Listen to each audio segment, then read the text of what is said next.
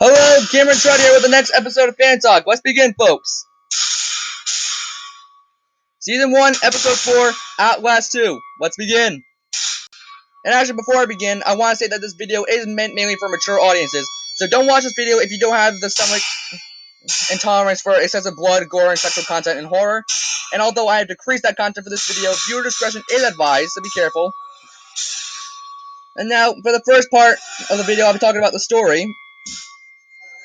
Red Barrels already stated that the story would not go back to Mount Massive Asylum. They said it would be set in the same universe, but they're not going back to the Asylum yet. But they did say that one day they would like to go back to that. I wish I'd got to deal with this guy and a more happy face. No, not a happy face, not a happy face. Alright, part 2. Background and history. Now, as I'm sure some of you may know, some games may or may not be inspired by real life or historical events. The first Outlast was actually inspired by killings and satanic rituals happening on top of a mountain in Colorado, and that mountain was called Mount Massive. The only thing about it that wasn't true is that there never was an asylum on top of that mountain. Well, I got news for you folks. Outlast 2 is actually said to be inspired by the ever so infamous Jonestown Massacre. That's right, Outlast 2 is inspired by the biggest suicide ever recorded in history. Now, for those of you who don't know what the Jonestown Massacre is, it actually was the biggest suicide ever recorded in history.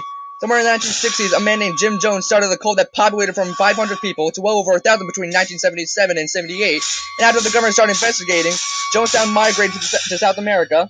And Jones believed he could create a utopian society, but he was wrong. He started talking about Soviet alliances and mercenaries. And after the government started cracking down on them in 1978, when Jones knew he couldn't make it, he forced the citizens of Jonestown to drink Kool-Aid laced with cyanide. And those who refused were murdered. Few survived. Well over 900 people died, and approximately 143 survived. But they all went into the nearby jungle. And unfortunately, they were never found. And with that being said, my theory is that instead of the cyclists being mental asylum patients, the cyclists could easily be the survivors of Jonestown that were so traumatized that they finally snapped. And now, if you're like me and you play the first game, you will be scared like you never have before, and with Red Barrels admitting to the game being more difficult and scary, just be prepared for the scariest horror game ever made. Now, thank you for watching. Please subscribe for more content if you haven't already, and feel free to leave suggestions in the comments below. Till then, next episode, I'll be talking about The Conjuring 2, the Enfield Poltergeist. Alright, thank you folks. Later.